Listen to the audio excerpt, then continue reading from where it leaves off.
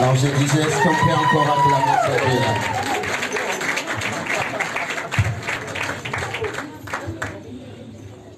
Est-ce qu'on peut encore acclamer le Seigneur? Non, est-ce que tu peux bien acclamer, nous acclamons?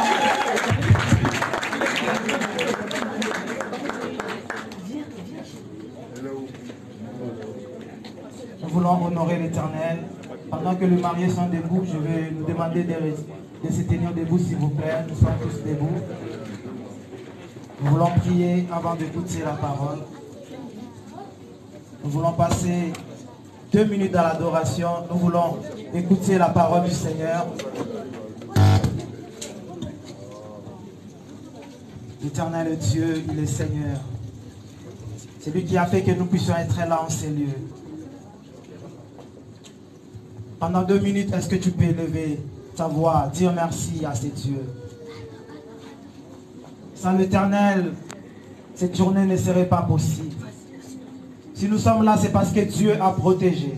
C'est parce que l'Éternel a gardé. Dieu nous a fait grâce. C'est pourquoi nous sommes là. Nous ne pouvons pas commencer ces moments sans pourtant nous rendre merci, nous dire encore merci. Est-ce que tu peux élever ta voix? Dis merci à ces dieux.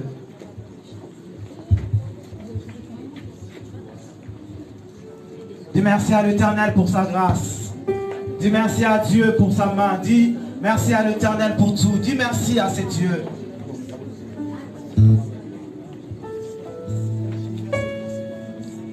Éternel, merci pour ta grâce. Merci pour ta main, Dieu. Merci, Éternel, pour ton amour. Merci pour ta bonté. Merci, Père éternel, pour cette grâce éternelle. Merci pour ta main dans la vie, ô Dieu, de tes enfants. C'est toi qui as rendu cette journée possible, éternel. Au-delà des combats, au-delà des situations difficiles et compliquées, toi tu as fait que nous puissions être là. Je vois que la gloire te soit rendue. Que l'honneur, Dieu, soit pour toi. Reçois la gloire, reçois l'honneur. Reçois la gloire, l'adoration, Dieu. Yes.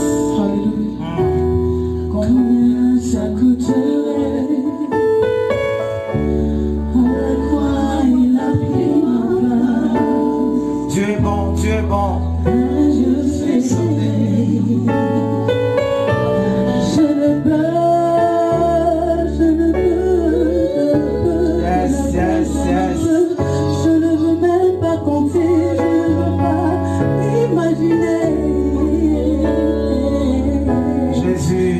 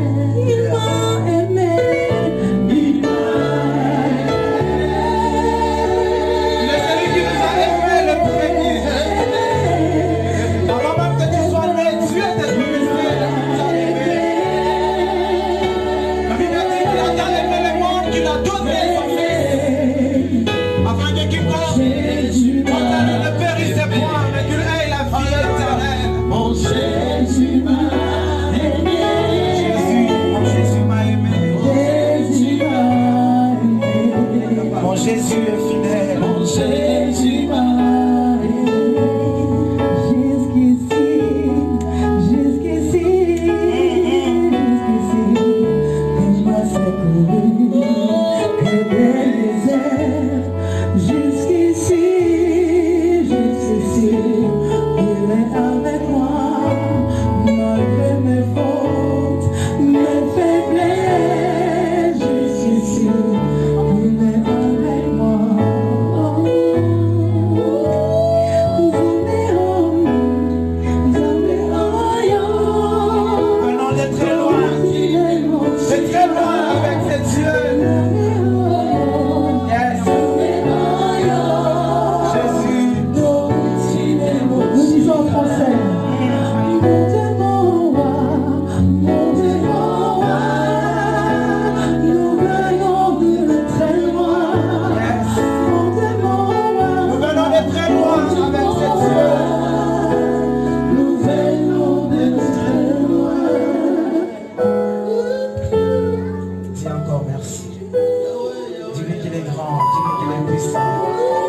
cela que ne dépendait que des hommes, ce mariage n'aurait pas lieu. Et parce que l'Éternel Dieu avait décidé, depuis l'éternité, c'est pourquoi nous sommes là. Ce Dieu est merveilleux, ce Dieu est bon. Le Shiloh, le roi des gloires, le Dieu fort et bon, le Dieu merveilleux et bon. Gloire, gloire à Dieu. Est-ce qu'on peut acclamer ce Dieu? Nous acclamons, nous prenons place, nous prenons place. On peut s'asseoir, merci. Aidez la mariée à s'asseoir.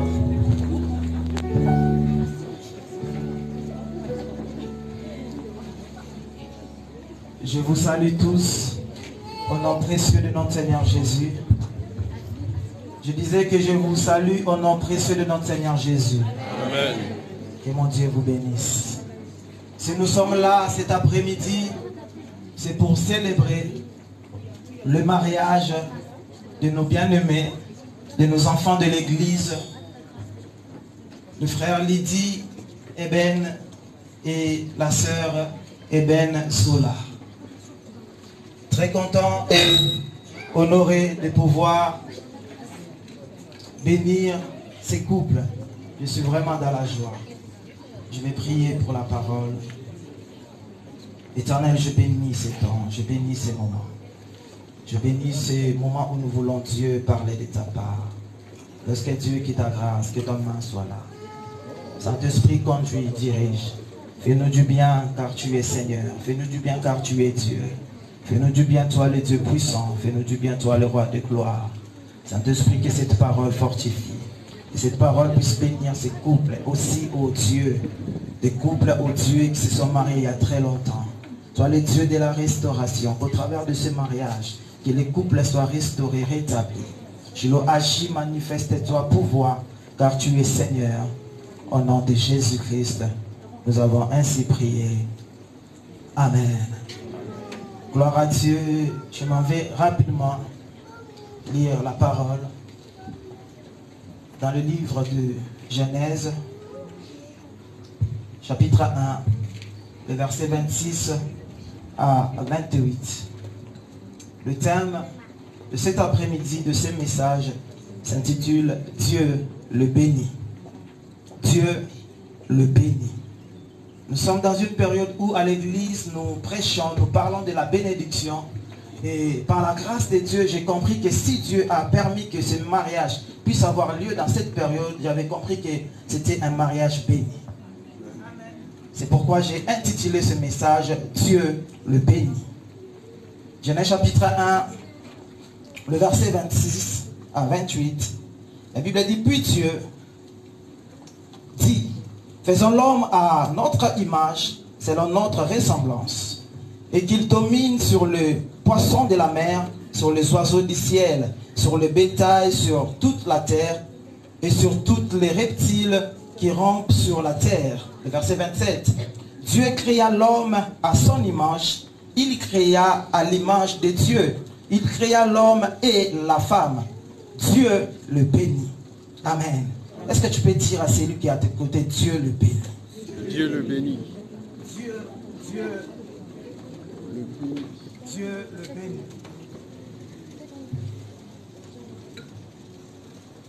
Alléluia. La Bible a dit Dieu le bénit et Dieu leur dit, soyez féconds, multipliez, remplissez la terre et l'assujettissez et dominez sur le poisson de la mer, sur les oiseaux du ciel et sur tout animal qui se met sur la terre. Alléluia. Est-ce qu'on peut acclamer la parole du Seigneur?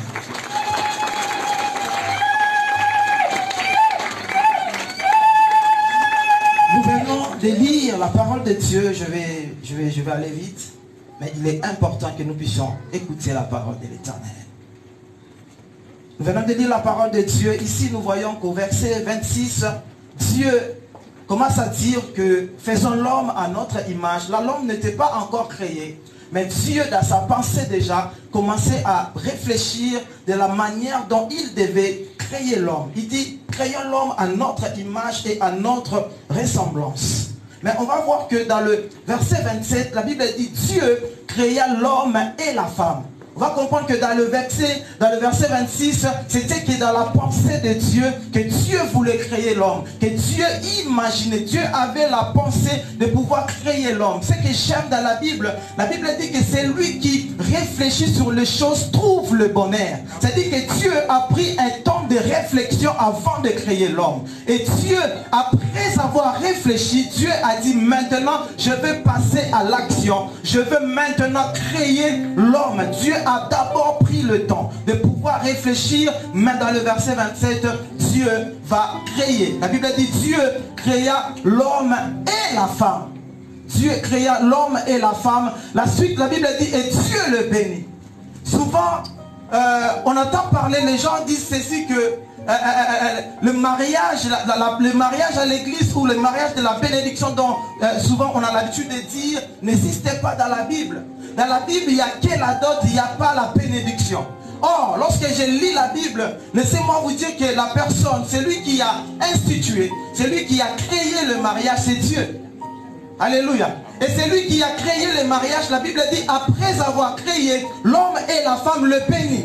En réalité, c'est là la bénédiction. C'est-à-dire que Dieu a créé. Adam et Ève étaient créés étant des hommes déjà accomplis faits. C'est-à-dire que c'était des adultes, ce n'étaient pas des enfants. Mais lorsque Dieu les a créés pour un but, c'était pour le mariage. Et Dieu a vu qu'il ne pouvait pas rester comme ça sans que je puisse les bénir. C'est pourquoi après avoir créé, la Bible dit, Dieu créa l'homme et la femme et Dieu le bénit. Dieu le bénit. En réalité, laissez-moi vous dire, le mariage, la bénédiction est dans la Bible. Premièrement, Dieu avait d'abord la pensée de pouvoir créer. Mais après avoir eu cette pensée, l'Éternel va créer. Mais laissez-moi vous dire, la Bible dit, lorsque Dieu réfléchissait par rapport à la création, Dieu dit, créons l'homme à notre image afin qu'il domine. Mais lorsque Dieu vient pour bénir, Dieu dit, domine, assujettis la terre, domine sur les poissons, domine sur les animaux, domine sur les oiseaux du ciel. C'est-à-dire, en réalité, ce qui était dans la pensée de Dieu, on retrouve cela dans la bénédiction de l'Éternel. Alléluia. Laissez-moi vous dire, Dieu ne peut pas te bénir sans qu'il puisse d'abord réfléchir. Nous sommes les reflets de la pensée de Dieu. De ce que l'Éternel et Dieu a réfléchi dès le commencement. Dieu ne t'a pas créé par hasard. Tu as été créé selon l'image de Dieu. Mais après avoir créé, la Bible dit Dieu bénit. C'est Dieu qui a créé le mariage. Nous avons une Mukongo et nous avons un de Bandundu. Mais laissez-moi vous dire que le mariage n'a jamais été créé au Bandundu. Le mariage n'a jamais été créé chez les Bakongo. Mais le mariage a été créé par l'Éternel Dieu.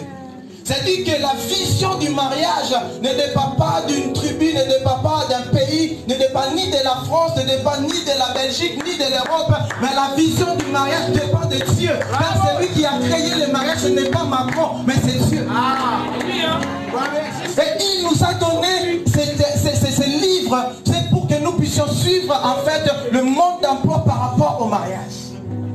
Alléluia. Tel que vous êtes là, vous devez savoir que Dieu, lorsqu'il vous a créé, mais j'aime le mystère de l'Éternel. Dieu a fait en sorte que Lydie puisse naître au Congo et Zola aussi est née au Congo. Mais Dieu savait que les deux devaient se marier. Parce que la femme a été tirée de la côte de l'homme. Mais comment Dieu va faire les choses? Dieu va toucher la maman qui est là, la maman de ma soeur Rebelle qui est là. Dieu va la toucher pour dire non, celle-là doit venir. Pourquoi? Parce que Dieu voyait ces jours ici. Dieu savait que si Lydie est là, c'est-à-dire qu'elle aussi doit être là parce qu'ils doivent être ensemble. C'est pourquoi on va voir que vous avez fait des démarches à réussir. Pourquoi? Parce que Dieu connaissait ces jours. Frère, tel que vous êtes là, Dieu vous connaît. Et Dieu savait que ces jours, vous allez vous marier. C'est-à-dire quand vous êtes en train de prendre les avions, d'entrer dans les ambassades, Dieu c'était pour ces jours. C'est-à-dire que dans l'homme, Dieu avait mis les mains qui devaient attirer la côte qui est chez la femme.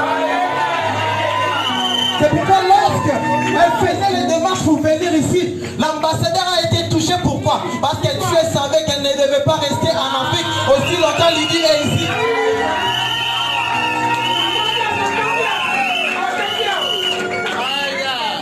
Vous êtes là, vous êtes bénis.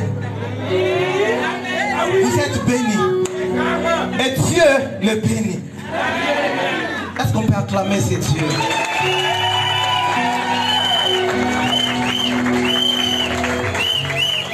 Je disais tantôt que Adam et Ève étaient des hommes faits. C'est-à-dire que ce n'étaient pas des enfants, c'était des adultes. C'est pourquoi la Bible dit l'homme quittera, pas les garçons. L'homme quittera. Ça ne s'attachera pas à une fille, mais à une femme. Alléluia. Quel que soit l'âge de Lydie, quel que soit l'âge de Zola, c'est parce qu'ils seront mariés aujourd'hui, ils seront bénis aujourd'hui, nous oublions l'âge qu'ils ont. Si Eben, je ne sais pas, si Eben avait moins de, je ne sais pas, mais parce que tu es marié aujourd'hui, tu deviens un monsieur. Et parce que Zola t'es marié aujourd'hui, quelle que soit la taille, quel que soit l'âge que tu as, on te doit du respect parce que tu es madame. C'est ça le mystère du mariage. La Bible dit l'homme quittera son père et sa mère. J'espère qu'Elydie, tu as quitté. La Bible ne dit pas que l'homme abandonnera. Non. La Bible ne dit pas que l'homme abandonnera son père et sa mère. Non. L'homme quittera. Il y a une grande différence entre abandonner et quitter. Dieu ne nous exhorte pas d'abandonner nos familles, non, mais de quitter. Cela veut dire quoi? Dès aujourd'hui, tu ne pourras pas dire fais la sauce comme maman, non. Tu dois faire la sauce, elle doit faire la sauce telle qu'elle sait le faire. Et tu dois apprendre, mais ta langue puisse commencer déjà à apprendre les goûts de la manière dont Dieu la faisait préparer.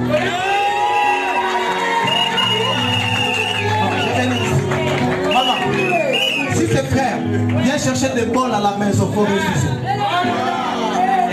Il faut lui dire que je ne suis pas ta femme. Tu as ta femme à la maison. Yazola, moi ton pasteur, je ne mange pas d'oignons. Mais si ton mari aime les oignons, même si je suis là, même si je vais rentrer chez moi affamé, ce n'est pas grave. Mais il suffit que ton mari puisse manger. Mais la quantité que tu voudras, parce que c'est ce que ton mari aime. Ne dis pas que je vais faire comme le pasteur aime. Non, ce n'est pas le pasteur qui t'a marié. Un pasteur sans oignon. Alléluia. Frère Peter, aide-moi. Je vais donner ça pour frère Lydie et ça à la sœur Eben, bébé à la sœur Eben.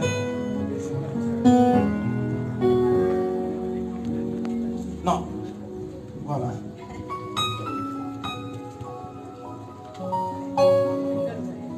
J'aimerais dire ceci à Lydie. Que tu es comme ces chiffres 1. Et Zola, la femme, est comme le chiffre 0. Pour pouvoir connaître la valeur en fait de ces chiffres, ça dépend de la manière dont tu vas placer les zéros. Est-ce que tu vas placer les zéros devant ou tu placeras les zéros derrière? Placer les zéros devant, c'est-à-dire qu'ignorer sa femme, insulter sa femme, la mépriser, elle sera là. Parce que c'est là où tu vas la placer. Mais aussi longtemps que tu la placeras là, le 1 ne changera pas. Mais lorsque tu commenceras à valoriser ta femme, le 0 quittera là et le 0 viendra là. Et quand tu continueras à la respecter, à l'aimer, et le 0 viendra là, et ça viendra 10. Mais aussi longtemps que tu continueras à l'aimer, à le respecter, à la valoriser, le 0 commencera à produire. 0 devant produira, mais ça n'aura rien, ça ne changera rien. Il n'y aura pas de l'impact sur le 1.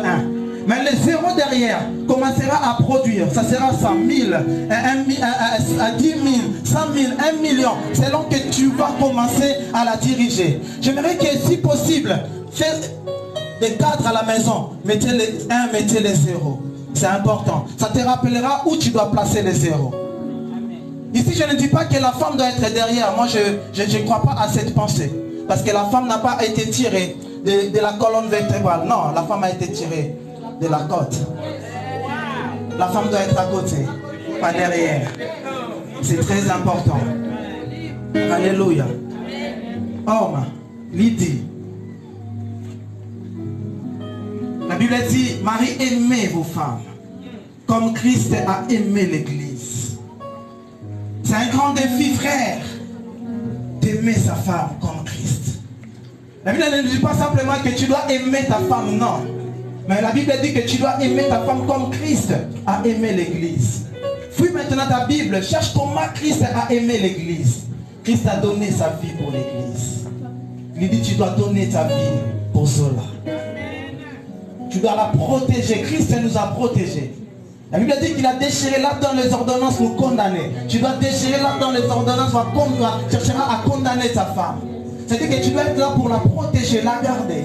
Aujourd'hui, Zola ne fait plus partie de sa famille, mais Zola fait partie de toi.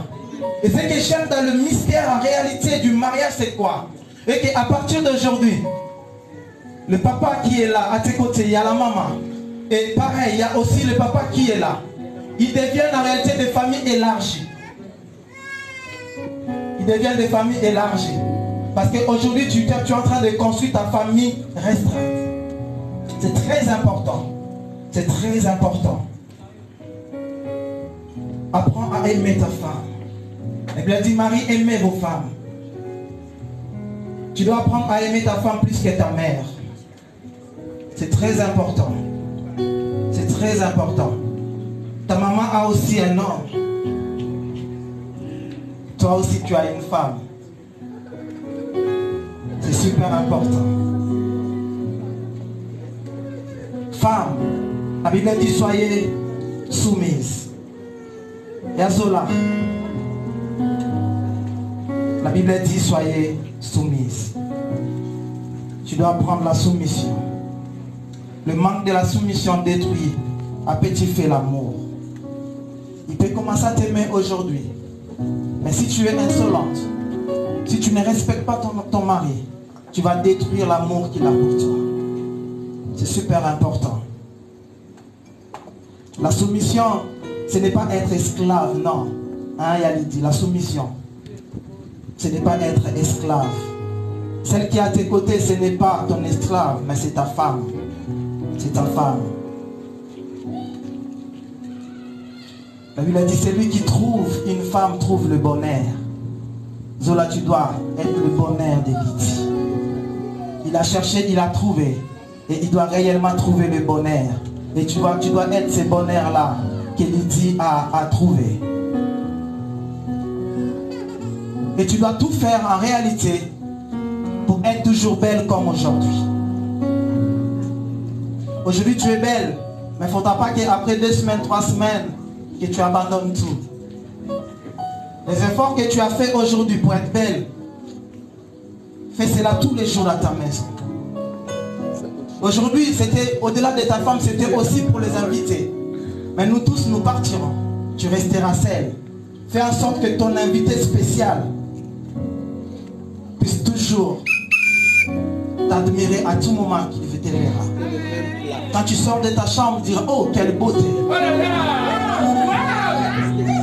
Il dira, oh Seigneur, quelle grâce. Quand tu sors, l'homme tourne le dos, commence à faire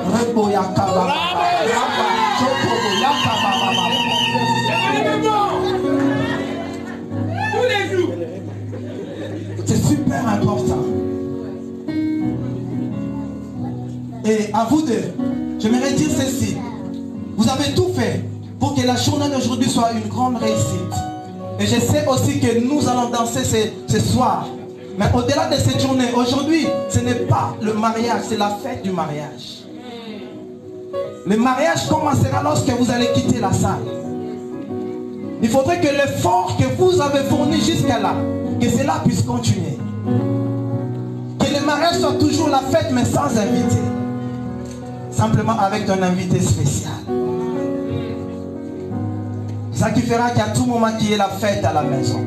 Qu'il y ait la fête à la maison. Et c'est que j'ai remarqué lorsqu'on organise de tels événements, même s'il y a de petits problèmes, on ne calcule pas trop. Parce qu'on est focalisé sur la journée. Même si elle a été énervée, je crois, durant, je sais, parce que c'est mon fils. Hein? Mais tu as pu garder le calme. C'est important. C'était pour cette journée. Mais c'est toute une vie qui t'attend après. c'est toute une vie qui t'attend après. Ecclésias chapitre 4, le verset 12. La Bible dit, et si quelqu'un est plus fort que celle, les deux peuvent lui résister. Et la corde à 3 fils ne seront pas facilement. Ici, j'aimerais dire ceci, on dit la corde à 3 fils, alors que je vois que vous êtes que 2. Il manque le 3e fil. Et laissez-moi vous dire que le 3e fil, ce n'est pas la famille, mais c'est Jésus. C'est Jésus.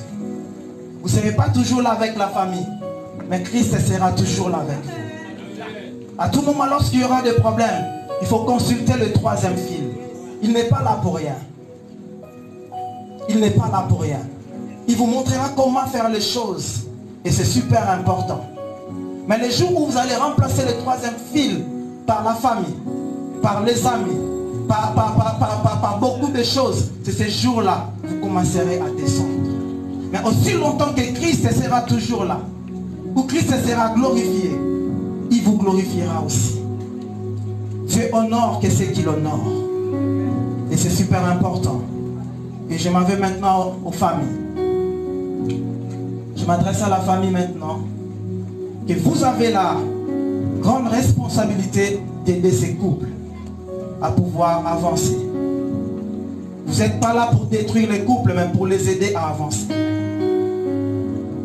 Vous êtes là pour les soutenir, pour qu'ils puissent aller de l'avant et réussir leur mariage. C'est super important. La Bible dit que personne ne sépare ce que Dieu a uni. Si la Bible dit que personne ne sépare ce que Dieu a uni, toute personne qui cherchera à vous séparer sera frappée par Dieu. Parce qu'il a dit que personne ne sépare. La famille, vous n'êtes pas là pour séparer, mais vous êtes là encore pour les unir, pour les aimer. Vous avez la responsabilité de respecter ces couples. Ils sont peut-être jeunes, mais vous devez les respecter. Respecter leur couple, c'est alors qu'ils iront de l'avant. Vous leur devez du respect, quel que soit leur âge. Il est peut-être le petit frère de beaucoup, mais il est marié aujourd'hui. Ne le considérez plus comme un petit frère, mais c'est un monsieur. Si tu veux parler à Lydie, parlez-lui comme un monsieur. C'est un homme marié. Si tu veux parler à Zola, ce n'est plus votre petite, c'est votre petite soeur bien sûr, mais elle est mariée aujourd'hui. Il faut savoir parler aux femmes mariées. On ne parle pas aux femmes mariées comme si c'était une célibataire, non, mais c'est une femme mariée. Tu dois la parler avec respect. Et il y a certains points, avant de parler, tu dois d'abord demander à son mari. Parce que tu ne peux pas parler à une femme comme ça sans pourtant être autorisé par son mari. Et surtout, j'aimerais dire à la famille, Lydie tel qu'il est là, Lydie n'est pas le mari de toute la famille, non. Lydie est le mari de Zola. Non, je veux que cela soit clair. Non, on se connaît. On se connaît, on est des Africains. Parce que si je considère Lydie comme étant mon mari, je peux taper ou parler comme je veux. Mais Lydie, ce n'est pas votre mari, mais c'est votre beau-frère. Et vous devez du respect. Et Zola telle qu'elle est là, Zola n'est pas la femme de la famille Kamboala, non. Zola est la femme de Lydie. Zola est la femme de Lydie. Zola n'est pas la femme de Willy, non. La femme de Lydie. Merci, merci Willy.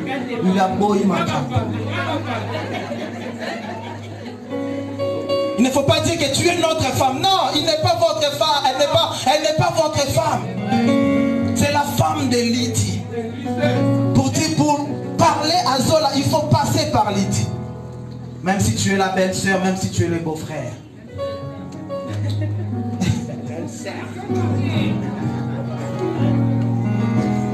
Alléluia. Pour terminer, la Bible dit, et Dieu le bénit.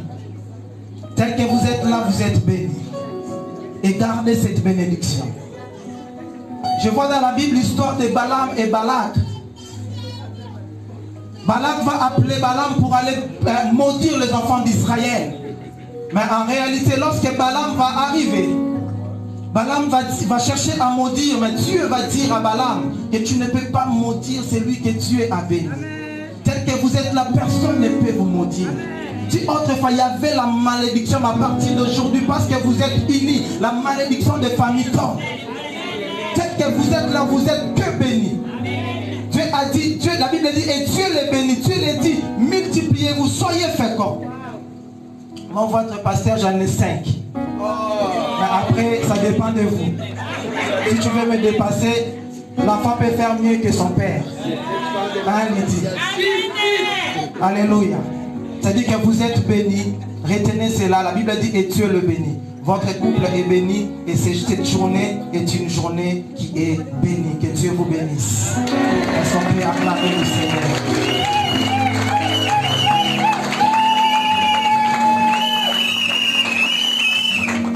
Gloire à Dieu. Je vais laisser la place au pasteur Emmanuel.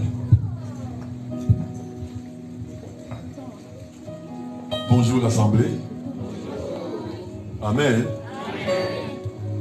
C'est un moment merveilleux, un moment de bonheur, un moment de joie pour nous tous. Nous sommes venus accompagner nos bien-aimés qui vont s'engager devant nous et, plus important, devant Dieu.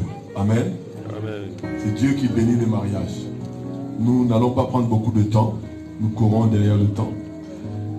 J'aimerais appeler la famille, le responsable de la famille du futur époux et le responsable de la famille de la future épouse.